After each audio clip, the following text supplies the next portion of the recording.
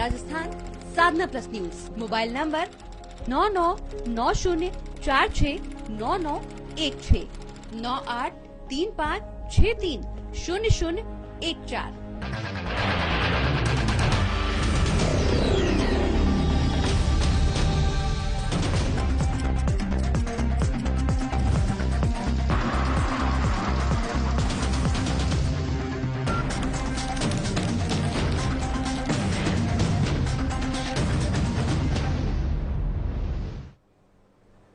नमस्कार, राजस्थान की खबरों में आप सभी का स्वागत है। मैं हूं आपके साथ अमल। बुलेटिन की शुरुआत करेंगे, लेकिन उससे पहले एक नजर इस वक्त की सुर्खियों पर। बीजेपी अध्यक्ष जेपी नड्डा का हनुमानगढ़ दौरा, गहलोत सरकार पर साधा निशाना, बोले जोधपुर जल रहा था, सीएम जश्न मना रहे थे।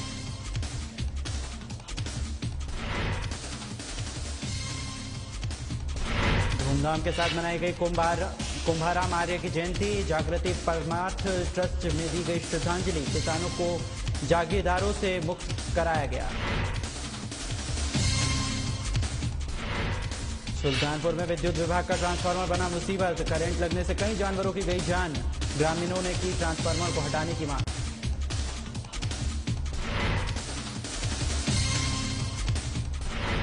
हनुमानगढ़ में 15 मई को होगी किसानों की महासभा को सफल बनाने के लिए महासंपर्क अभियान तेज, नुक्कड़ सभाओं का भी किया जा रहा है आयोजन।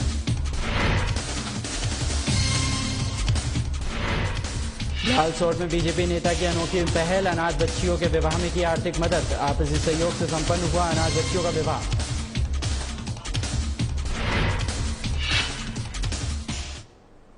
और अब खबरें विस्तार से। आज का दिन भारत के लिए बेहद खास है। इस दिन पूरी दुनिया ने भारत की एटमी ताकत का लोहा माना था। 24 साल पहले यानी 11 मई 1988 को भारत पाकिस्तान सीमा पर राजस्थान के जैसलमेर जिले के पोखरान में परमाणु परीक्षण किया गया था। यह दिन राष्ट्रीय प्रौद्योगिकी दिवस के रूप में भी मनाया जाता है। इसी पर देखिए हमारी एक खास report.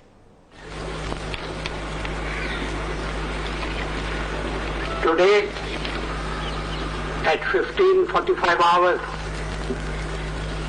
India conducted 3 underground nuclear tests in the Pokhran range. 3, 2, 1.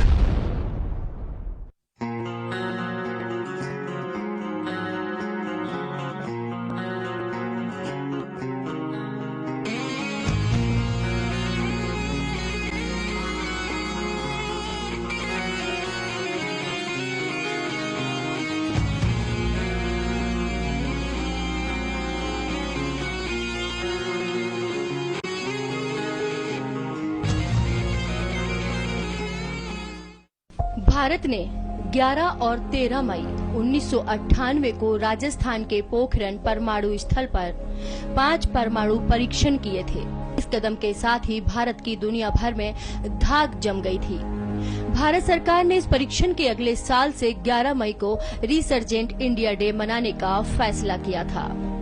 Bharat द्वारा किए गए इन परमाणु परीक्षणों की सफलता ने विश्व समुदाय की नींद उड़ा दी थी।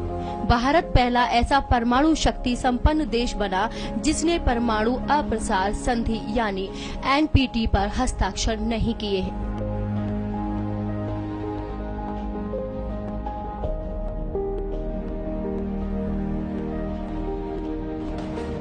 अमेरिका सहित भारत के सभी शत्रु देश भारत को इस परमाणु परीक्षण को न करने देने के लिए पूरी तरह से एकजुट थे। अमेरिका की खुफिया एजेंसी CIA भारत की हर एक हरकत पर गहरी नजर रखे हुए थी और उसने अरबों रुपए खर्च करके पोखरण पर नजर रखने वाले 4 सैटेलाइट लगाए थे। ये ऐसे सैटेलाइट थे जिनके बारे में कहा जाता था कि ये जमीन पर खड़े भारतीय सैनिकों की घड़ी में हो रहा समय भी देख सकते थे। लेकिन भारत ने CIA और इन सभी सैटेलाइट्स को मात दे दी। पाकिस्तान बलूचिस्तान की चगाई पहाड़ियों के पास परमाणु परीक्षण करता है। उसके मुकाबले भारत के पास पोखरण में छिपकर सीक्रेट मिशन को पूरा करने के लिए साधन बहुत कम है। थोड़ी बहुत कटीली झाड़ियां जो पोखरण में उगी भी हुई हैं, उनकी भी लंबाई बस कंधे तक है। ऐसी दशाओं में भारत के लिए बिना किसी की नजर में आए परमाणु परीक्षण करना किसी बड़ी चुनौती से कम नहीं था।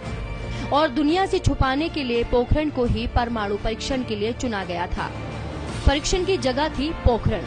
जैसलमेर से 110 किलोमीटर दूर जैसलमेर जोधपुर मार्ग पर पोखरण प्रमुख कस्बा है। I have to make a brief announcement. Today, at 15:45 hours, India conducted 3 underground nuclear tests in the Pokhran range. These tests conducted today were with a fission device, a low yield device, and a thermonuclear device. The measured yields are in line with expected values. Today, at 15:45 hours, India conducted 3 underground nuclear tests in the Pokhran range.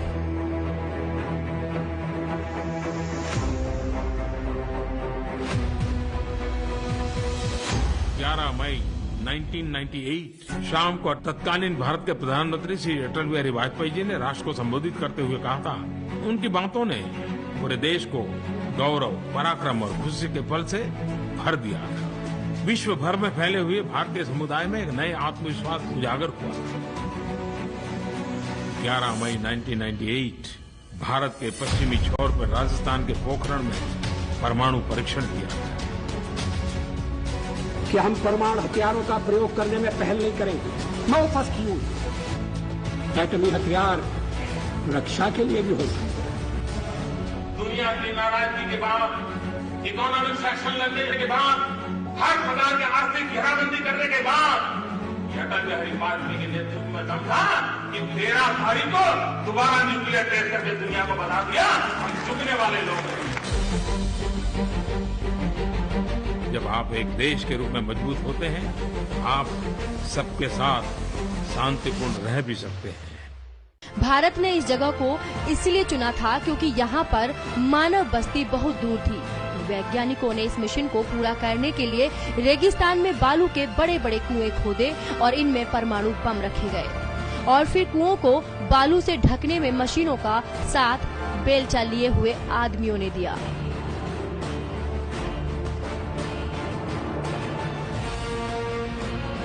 इन कुओं के ऊपर बालू के पहाड़ बना दिए गए जिन पर मोटे मोटे तार निकले हुए थे, जिनमें आग लगाई गई और बहुत जोर का धमाका हुआ। इस धमाके के कारण मशरूम के आकार का बड़ा सा एक ग्रे रंग का बादल बन गया और विस्फोट की जगह पर एक बहुत बड़ा गड्ढा भी बन गया था। इससे कुछ दूरी पर खड़ा 20 वैज्ञानिकों का समूह इस पूरे घटनाक्रम पर नजर रखे हुए था। जैसे ही विस्फोट हुआ तो एक वैज्ञानिक ने हवा में मुट्ठी मारते हुए कहा कि catch us if you can, मतलब अगर पकड़ सको तो हमें पकड़ो। यह अमेरिकी खुफिया एजेंसी को खुली चुनौती के तौर पर बोला गया था। इसके लिए एक विदेश टीम का चयन किया गया। भारतीय सेना के 58 इंजीनियर रेजिमेंट को इस काम के लिए चुना गया था। इस रेजिमेंट के कमांडेंट थे कर्नल गोपाल कौशिक। इनके संरक्षण में ही भारत के परमाणु हथियारों का परीक्षण किया जाना था। उन्हें इस मिशन को सीक्रेट रखने का काम भी सौंपा गया था।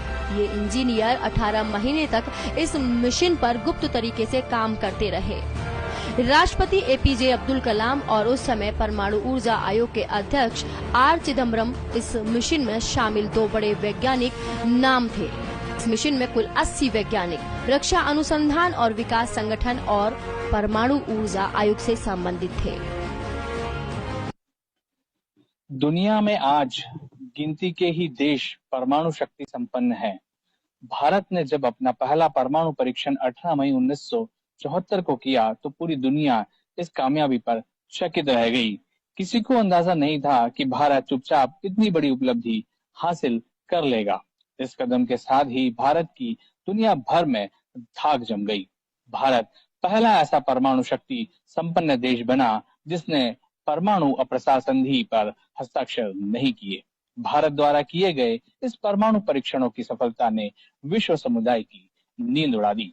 1996 में अटल बिहारी वाजपेयी सत्ता में आए और भारत को परमाणु राज्य बदलने के लिए लंबे समय से चला आ रहा सपने को पूरा करने की कोशिश की। वाजपेयी ने अपने निजी सचिव शक्ति सिन्हा को मुख्य वैज्ञानिक सलाहकार डॉक्टर APJ अब्दुल कलाम का पता लगाने के लिए कहा, जो रक्षा अनुसंधान विकास संगठन DRDO के सचिव भी थे।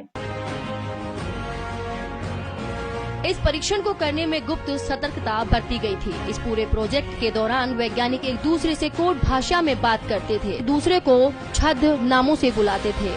इस पूरी प्रक्रिया के दौरान वैज्ञानिकों के बहुत से झूठे नाम भी रखे गए थे और ये नाम इतने सारे हो चुके थे कि कभी कभी तो साथी वैज्ञानिक एक दूसरे के नाम भी भूल जाते थे। सभी को आर्मी की वर्दी में परीक्षण स्थल पर ले जाया जाता था ताकि खुफिया एजेंसी CIA को ये अंदेशा हो कि आर्मी के जवान ड्यूटी कर रहे हैं। इस ऑपरेशन के दौरान दिल्ली के ऑफिस में कोड वर्ड में बात करते हुए जो बातें पूछी जाती थी वो होती थी, क्या सिएरा अभी कैंटीन में विस्की पिला रही है? क्या स्टोर आ चुका है? जिनमें कैंटीन का मतलब सीक्रेट चैम्बर, बम दस्तों का व्हाइट हाउस या विस्की या दूसरे नामों से बुलाते थे और साइंटिस्ट माने सिएरा होता था। यानी क्या वैज्ञानिकों ने काम करना शुरू कर दिया है? DRDO की टीम को चार्ली, बार्ब की टीम को ब्रावो और मिलिट्री को माइक कहा जाता था।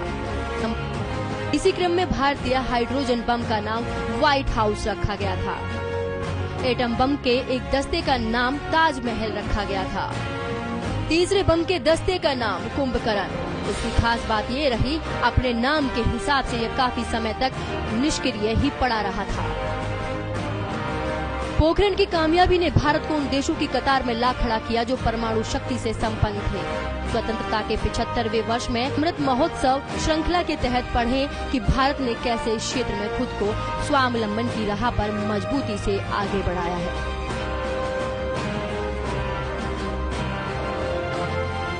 साधना न्यूज के लिए जैसलमेर से प्रवीण भार्गव की report. I have to make a brief announcement. Today, at 15:45 hours, India conducted 3 underground nuclear tests in the Pokhran range. 3, 2, 1.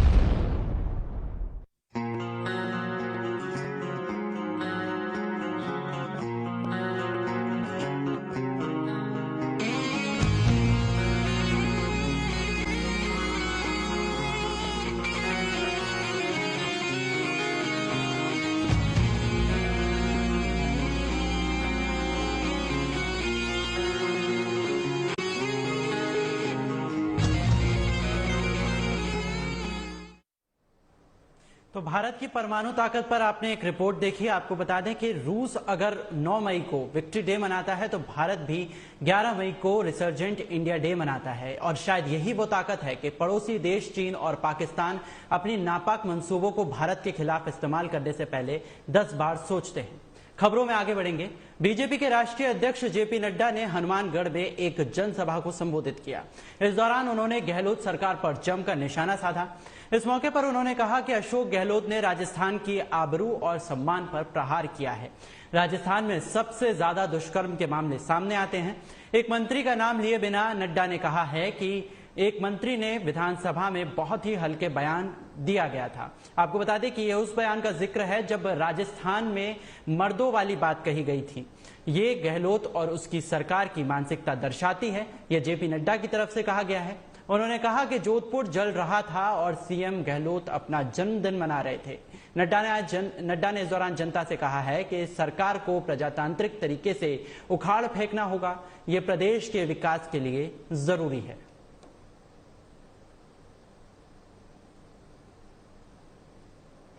Rajasthan का विकास होगा कि नहीं होगा, तो हर दृष्टि से एक विकसित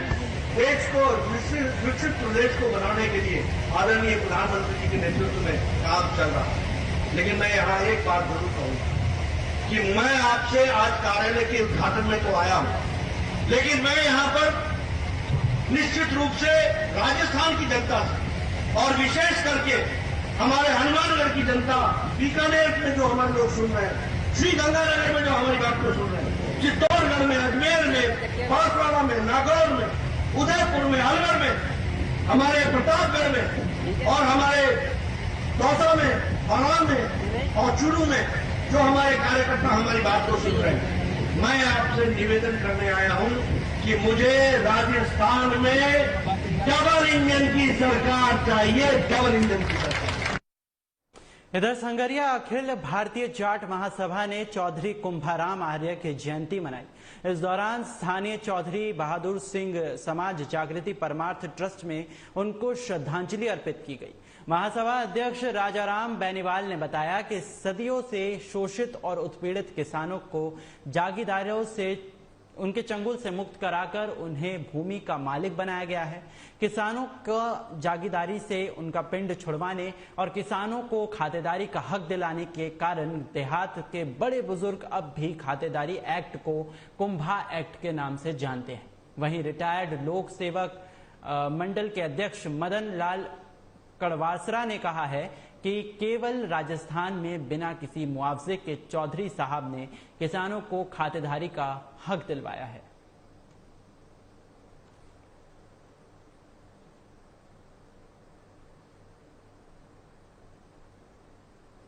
वहीं सुल्तानपुर ब्लॉक के बड़ौत कस्बे के हाट मैदान में लगा विद्युत विभाग का ट्रांसफार्मर कस्बे वासियों और उनके लिए मुसीबत का कारण बन गया है।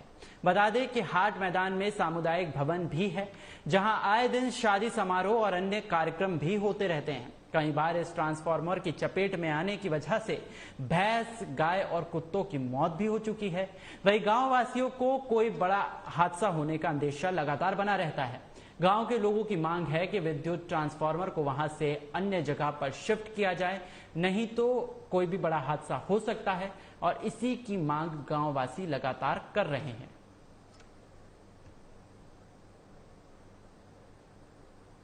एक ही चीज की समस्या है।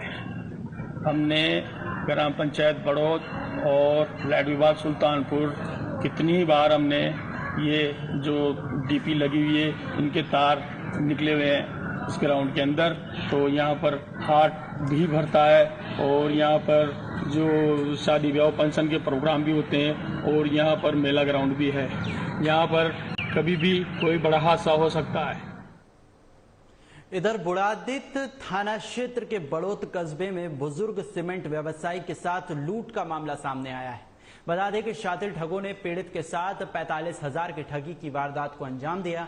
इसको लेकर पीड़ित ने बताया कि एक सफेद कलर गाड़ी में एक युवक और एक युवती ने मेरी सीमेंट की दुकान पर आकर उन्होंने 1 किलो सीमेंट तुलवाया, जिसके बाद उन्होंने मुझसे नोटों की हेराफेरी भी की।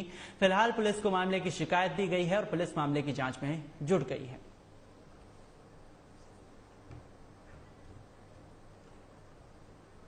4 और 5 के बीच में क्या हुआ? 4 बजे से 5 बजे के बीच तो वो आए, उन्होंने इशारा करा पे 1 किलो सीमेंट दे दी। मैं 1 किलो सीमेंट दे दिया। सीमेंट देने के बाद उन्होंने 100 के 50 के नोट दिए, भाई ले लो तुम्हारे जितने लेने हैं। मैंने उसका 10 का नोट उठा लिया, रख लिया। फिर वो कह गया 1000 के नोट, मैंने 1000 के बंद हो गए। फिर 2000 की बात करी, मैंने बैंक से जाओ, वहाँ मिल जाएगा आपको। तो 500 के मेरे पास 32 नोट के 500 के मैंने उनको ऐसे दिखा दिए, काउंटर पे था। और उन्होंने जो 9 नोट पार कर उसको मुझे पता ही नहीं पड़ा कि कैसे कराए उन्होंने। मतलब फिर बाद में 1 घंटा पर बाद मुझे याद आया ना, फिर देखा मैं 9 नोट पार हो गए। कितने जने थे? 2 थे, एक लेडीज एक जेंट्स। भरतपुर जिले के बयाना थाने में दहेज को लेकर दुल्हन को छोड़ने का मामला सामने आया है। ससुराल जनों ने 7 फेरे के बाद दुल्हन को छोड़कर बारात को बेरंग लौटा दिया। वहीं इसी को लेकर पीड़िता के साथ परिजन पुलिस थाने पहुंचे, जहां उन्होंने एसएचओ को तहरीर दी। पुलिस अधिकारियों का कहना है कि अभी घटना की रिपोर्ट दर्ज नहीं हुई है। मामले की जांच पड़ताल फिलहाल जारी है। तो आपको बता दें कि भरतपुर से यह मामला निकलकर सामने आया है, जहां पर 2 दुल्हनों के साथ दहेज को लेकर उत्पीड़न का मामला सामने आया है। यहां पर दहेज ना मिलने के एवज में ससुराल जनों ने दुल्हन को और बारात को बेरंग लौटा दिया है। अरे को पैसा दियो, हर खेतर में बेच के दियो, सुनते दियो, कैसे भी दियो। विदाई पार्टी के बाद फेरा पड़ने के बाद हमने छोड़ गए और आप चल गए। क्या? दहेज मांगने लग गए। तो दहेज में 1 लाख गाड़ी मांग रहे, सब चीजें बताओ ना इनकी डिटेल। नाम रहने वाले हैं। भरतपुर में भीषण गर्मी का कहर लगातार जारी है, जिसके चलते कई बीमारियां भी तेजी के साथ फैल रही हैं। आरबीएम समेत लक्ष्मण मंदिर के पास सैटेलाइट अस्पताल की ओपीडी में पहले की तुलना से मरीज ज्यादा तौर पर बढ़ रहे हैं। इसमें 30% मरीज अकेले मौसमी बीमारियों के हैं। एक्सपर्ट्स का मानना है कि पारा 40 डिग्री से ऊपर होने से ऐसे हालात बने हैं। डॉक्टरों ने लोगों से सावधानी बरतने की सलाह दी है और साथ ही साथ लोगों से कहा है कि गर्मी में ज्यादा बेवजह ना घूमें। अभी टेम्परेचर जो हुआ है 45 डिग्री 43 डिग्री, अचानक लू आघात जो हीट स्ट्रोक बोलते हैं उसके मरीज बढ़े हैं। बुखार, उल्टी, दस्त, पेट दर्द, इसके मरीजों की संख्या में अचानक ही काफी बढ़ोतरी हुई है। और आगे बढ़ते हुए आपको एक इस वक्त की बड़ी जानकारी कोटा से दे दे। कोटा से इस वक्त की बड़ी खबर आपको बता रहे हैं, जहां पर 1.5 साल की बच्ची की हत्या का मामला सामने आया है। 1.5 साल के बच्चे की हत्या का मामला सामने आया है। छत पर रखी टंकी में शव मिला है। पुलिस ने वारदात का पर्दाफाश कर दिया है। मासूम की चाची सोबिया ने ही वारदात को अंजाम दिया है। परिवार के 3 नाबालिग लड़कों पर आरोप लग रहा है, टंकी में डुबाकर मारने का आरोप है। तो इस वक्त की बड़ी जानकारी हम आपको कोटा से पहुंचा रहे हैं, जहां पर 1.5 साल के बच्चे का शव बरामद होने के बाद सनसनी मच गई है। और उसके बाद पुलिस ने इस पूरे मामले का खुलासा करते हुए मृतक की चाची को भी इस वारदात में शामिल होने की पुलिस की तरफ से बात कही जा रही है। साथ ही साथ 3 नाबालिग लड़कों पर भी आरोप है कि उन्होंने ही इस बच्चे की हत्या की है। पानी की टंकी में बच्चे का शव बरामद किया गया है। तो इस वक्त की बड़ी जानकारी राजस्थान के कोटा से आपके सामने।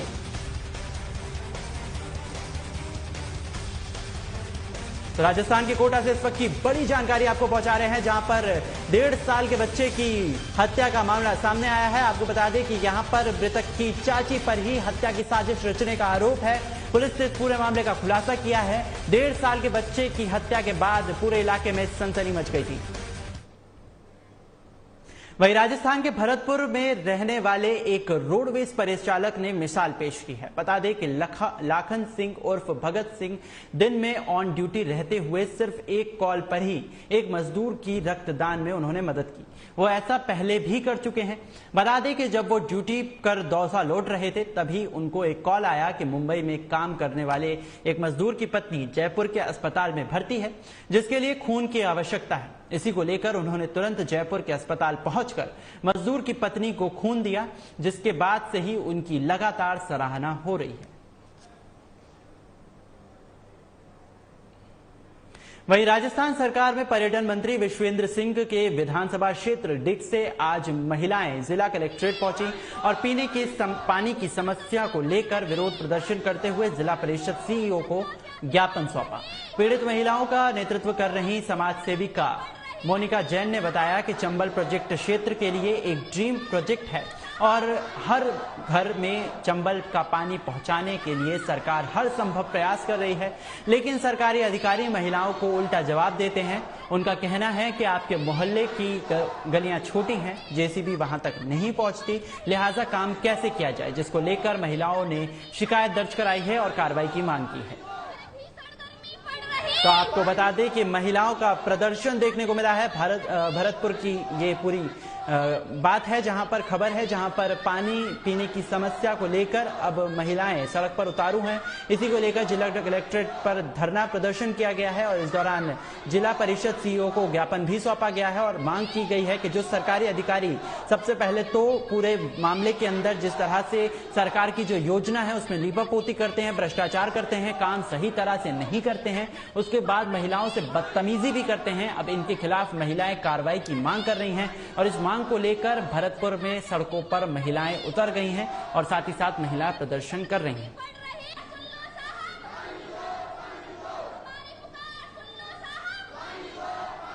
तो आपको बता दें भरतपुर से ये पूरा मामला निकलकर सामने आया है, जहां पर जिला परिषद सीईओ का महिलाओं ने उनको ज्ञापन सौंपा है। आपको बता दें कि चंबल नदी प्रोजेक्ट का जो मामला है उसमें भ्रष्टाचारी का आरोप लगातार लग रहा है। महिलाओं का कहना है कि उनकी गलियों तक चंबल का पानी पहुंचे, ये क्षेत्र के लिए एक बहुत बड़ी उपलब्धि होगी, क्षेत्र के लिए एक बहुत बड़ी विकास की बात होगी। लेकिन सरकारी अधिकारी लगातार इसमें लीपापोती कर रहे हैं, भ्रष्टाचार कर रहे हैं। और जब महिलाएं इसकी मांग करती हैं, महिलाएं तेजी से इसकी मांग को लेकर सामने आती हैं, तो सरकारी अधिकारी उनसे बदतमीजी करते हैं, बदसलूकी करते हैं और साथ ही साथ ये दलील भी देते हैं कि आपका क्षेत्र ही छोटा है, आपकी सड़कें ही छोटी हैं, तो ऐसे में वहां पर जेसीबी का काम नहीं हो सकता है, आपकी गलियों में कोई भी प्रोजेक्ट का काम नहीं हो सकता है। इसीलिए महिलाएं सड़कों पर नारेबाजी करते हुए उन सरकारी अधिकारियों के खिलाफ कार्रवाई की मांग कर रही हैं।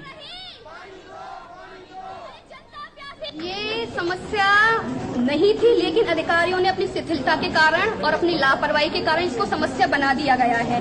सरकार का ड्रीम प्रोजेक्ट चंबल परियोजना, घर घर पानी पहुंचाना, जिसकी धज्जियां उड़ाई जा रही हैं डीग क्षेत्र में, और डीग के आगे भी जो क्षेत्र हैं वहां भी धज्जियां उड़ रही हैं। लेकिन आज ये जनता मजबूर होकर कलेक्ट्रेट ऑफिस तक आई है अपनी फरियाद लेके, क्योंकि वहां पे कोई नहीं सुन रहा है। जब ये लोग वहां पे जाते हैं जलादाय विभाग के लोग अफसरों के पास, कर्मचारियों के पास अपनी परेशानी को लेकर, तो इनसे बोल दिया जाता है साहब तुम्हारी बस्तियां छोटी छोटी हैं, उसमें हमारी जेसीबी नहीं पहुंचती। अब इनसे कौन कहे कि हमारी बस्तियां छोटी हैं, क्योंकि हम लोग छोटे, हम लोग गरीब है साहब।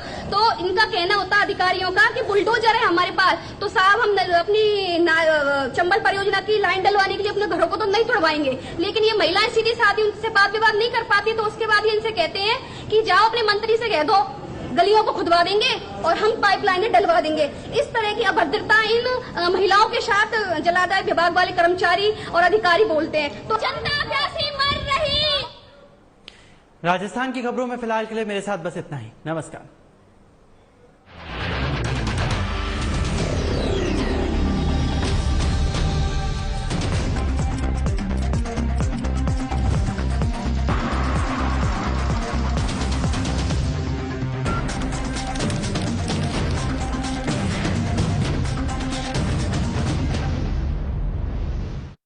राजस्थान में साधना प्लस न्यूज को आवश्यकता है तहसील, विधानसभा, जनपद एवं संभाग स्तर पर कुशल संवाददाताओं की।